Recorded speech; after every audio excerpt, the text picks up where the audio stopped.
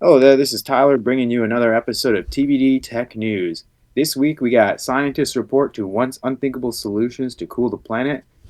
Startup clones three piglets gene hacked to have organs transplanted into humans. China makes presence felt at Saudi Arabian defense show. And we're going to give it away to Mason for our first article. Scientists resort to once unthinkable solutions to cool the planet.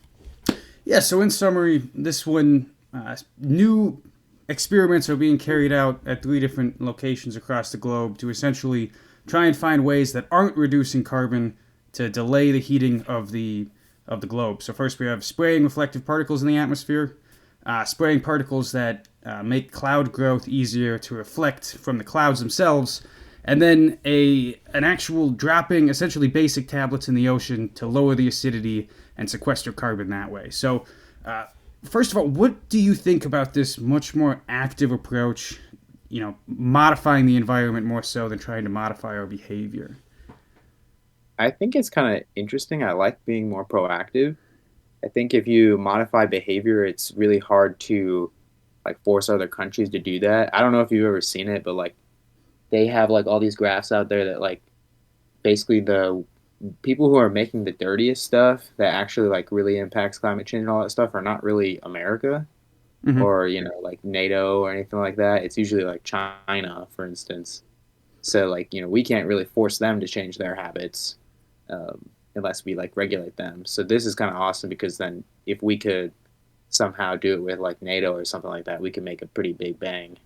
Oh yeah, we can kind of overcross our actual output of carbon by dealing with the outcomes in much different ways. Did the In the article it kind of presents this as more of a potentially a band-aid to the solution, rather than an actual true solution, because you're dealing with the symptoms, but you're not actually dealing with the cause of producing more carbon. So on that front, it's a little worrying to me because I think we have a habit of once we have a band-aid to a solution, we stop looking for a true solution until the band-aid is no longer worthwhile enough or actually effective. So on that front, it's a little concerning to me. It's also, I don't know, I feel like I have a deep-rooted like opposition to these large-scale climate actions, as like spraying things in the atmosphere or dumping things in the ocean, just because of how complicated those environments are. Of course, it might create the one outcome that we want, but there might be eight other outcomes that we did not foresee. That I don't know, like I'm not really too concerned because I feel like the to get it to a scale where it actually matters, it we're probably never going to be able to pull it off. Mhm. So like it's kind of an interesting like thought exercise. I like it just because of the tech development, but like I don't know if it ever is going to be something super worrying. Yeah.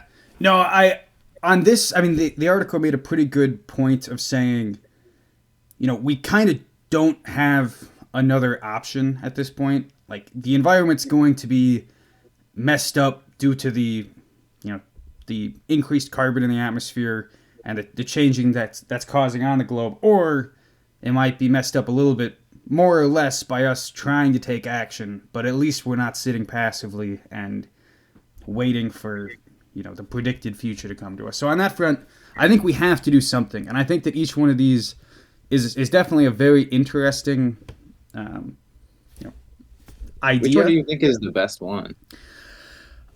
I think I like the cloud one the most perfect, most personally. However, I think that the actual dumping basic tablets into the ocean, it describes it as essentially global tums, which I thought was extremely interesting. These like reflective atmosphere ideas I've heard floated around essentially my entire life, but this one of modifying the ocean chemistry uh, was new to me from this article, and I think that one was the most interesting just because it was new.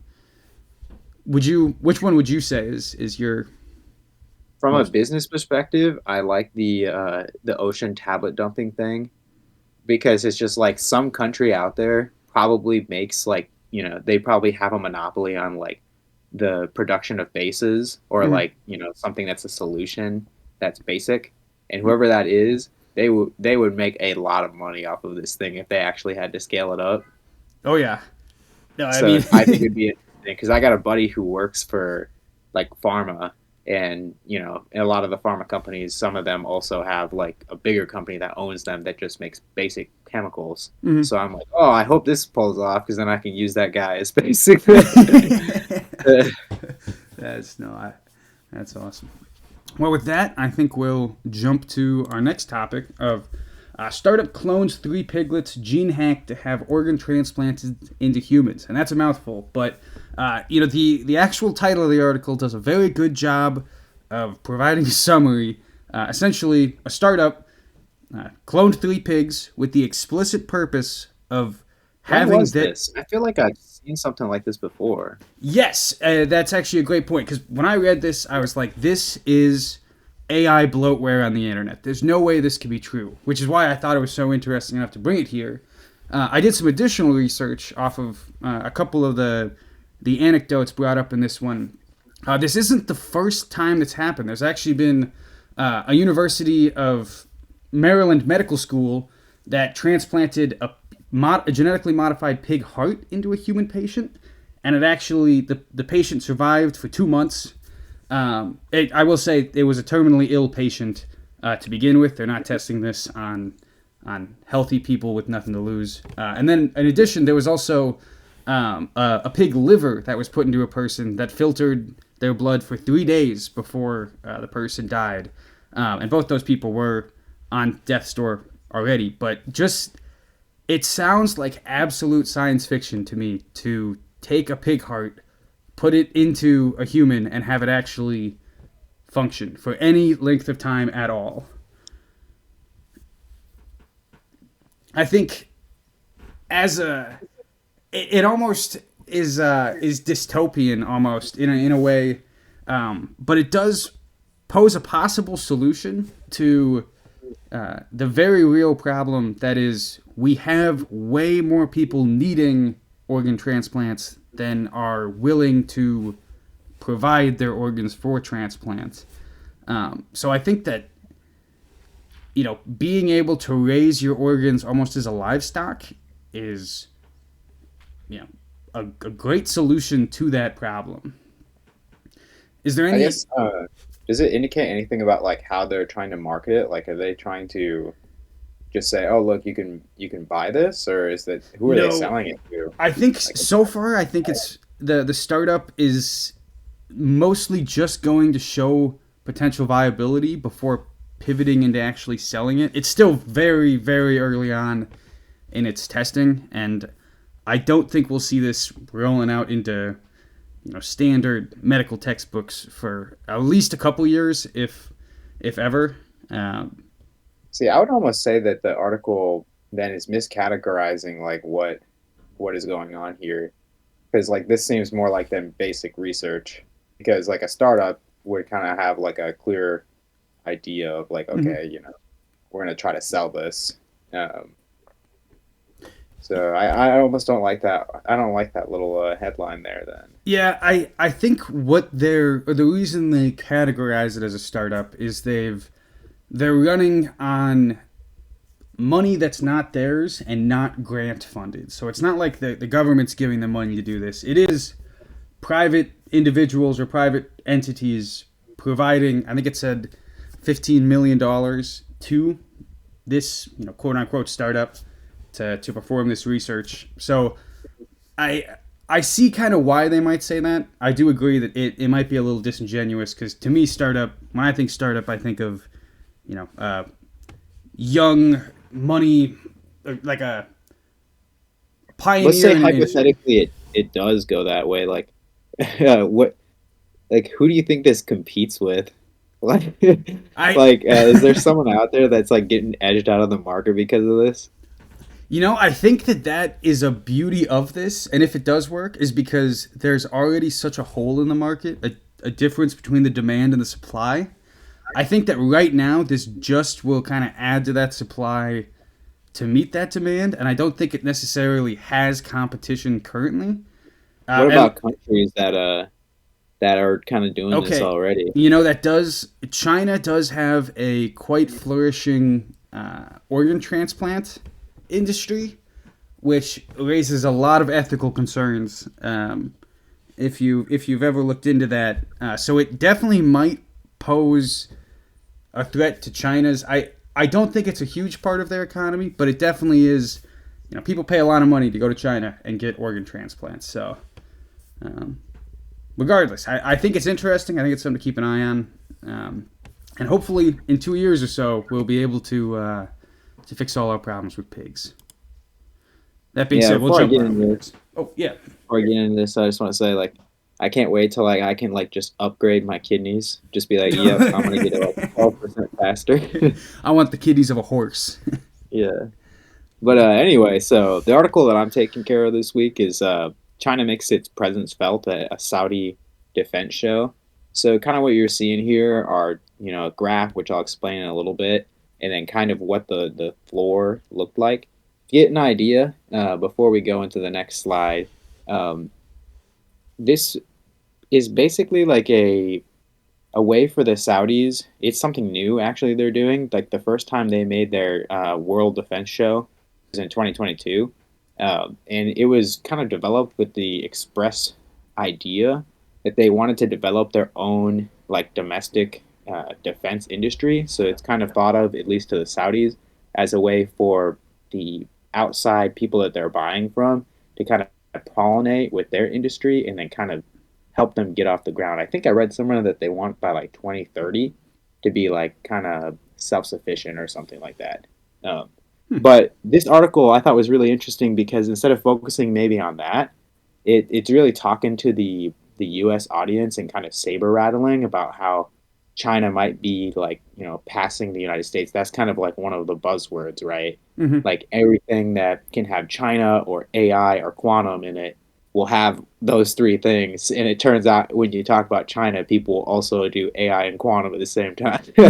So, you know, but the idea here is what you're seeing in this graph here is floor space. So let's go to the next thing so I can show you the thing. So going to that same graph that's on that left there, the article basically argues that China showed up and like, made the US kind of look bad or insignificant based off of this graph I'm showing you here. They list the floor place space percentage and they compare basically China to the US and they go, oh, well, China has more floor space. And this is the second time that this show has happened. And then they said, well, China also had a first at this show. It's the second time it's happened, so there's going to be a lot of firsts. Where China basically had like a air display where they brought some like airplanes and they had them just go through. Hmm. That's a first, but it's only the second time the show's happened. So I thought that was just Mm. super funny because if you look at this floor space percentage, others is basically like the total floor space that's available at this venue. And if you compare it, you would not, as a bystander, ever notice that China had any difference than the US unless it was specifically staged that way.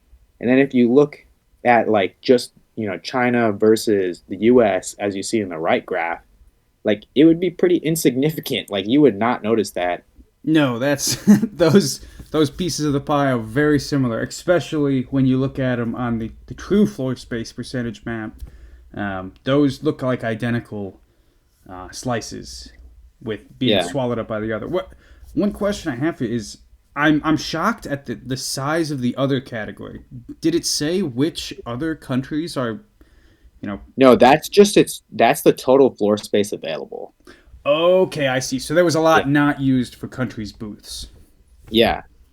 So that's Okay. why I was so shocked why they're like, "Oh my God, like China is beating us," and it's like, but like if you compare it to the total floor space, which includes where other countries could be occupying as well, like you would never notice. It just looks so insignificant.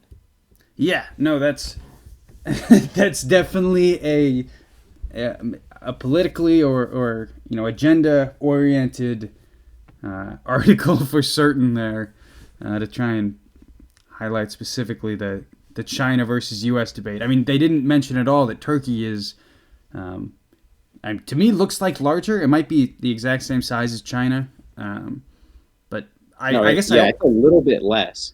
I mean, they don't even mention it. They just go, "Hey, by the way, Turkey, like they list them by like top floor space, and they go, "Hey, by the way, Turkey's ahead of the U.S." Huh. So within this show, you said the goal was to, make Saudi Arabia more self sufficient in its weapon industry. I'd like to, maybe take our backlog and dive into answering some questions I have about that a little bit more. Why would American or Chinese or Turkey defense industries go to Saudi Arabia, present their technology with the explicit purpose of Saudi Arabia saying, we are trying to cut you out of our, defense industry pipeline. We want to make this ourselves. Did it say what the motive was for those companies to go?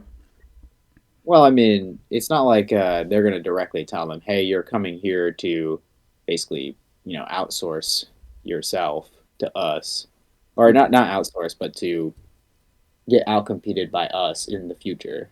But Yeah. like the idea is like they're a big market in the Middle East, and I actually think they're one of the bigger markets for the U.S. in the Middle East in terms of weapon sales. Uh huh. And I actually think the biggest weapon sale partner that the Saudis have is the U.S. Really? So for these countries, like this is a big like money pot basically. Mm. So like it would make sense that they'd want to come here and clamor to basically like show off because they can make a heck load of money regardless. And I think sometimes people don't really think long term anyway. Like, they could say like, "Oh, we're gonna train ourselves to be self sufficient just off of watching you guys," but the U.S. and China are probably like, "Okay, bet." Right. Good luck with that. Yeah. No, that I see.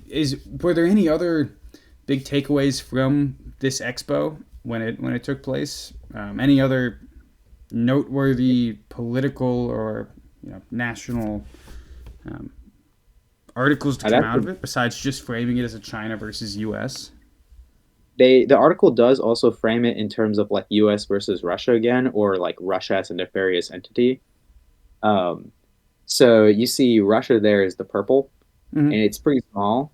But the year prior in 2022, or not the year prior, but the show prior, Mm-hmm. Russia wasn't really allowed to be with the main players. They had like their own um, like booth that was away from everyone. But in this new one, they were brought onto the main floor with everyone else. Mm-hmm. So the article kind of presents it as like, oh, maybe this is Saudi Arabia like partnering up with them, or not Yeah. really being aligned with the U.S. and being against Russia. Right. Normalizing relationship with them in a time when they're kind of a pariah on the global stage, at least from the way they're presented in states-based media. No, it's definitely a very interesting expo. I'm curious to see how Saudi Arabia moves forward with that. Um, that being said, any final thoughts for anything we discussed today? I think the biggest thing is all of you out home, if you're interested in climate change, start investing in Merck and that one German company, BSAF. Get ready for it. Let us know if you invest down in the comments. Anyways, thank you, and we'll see you guys next week.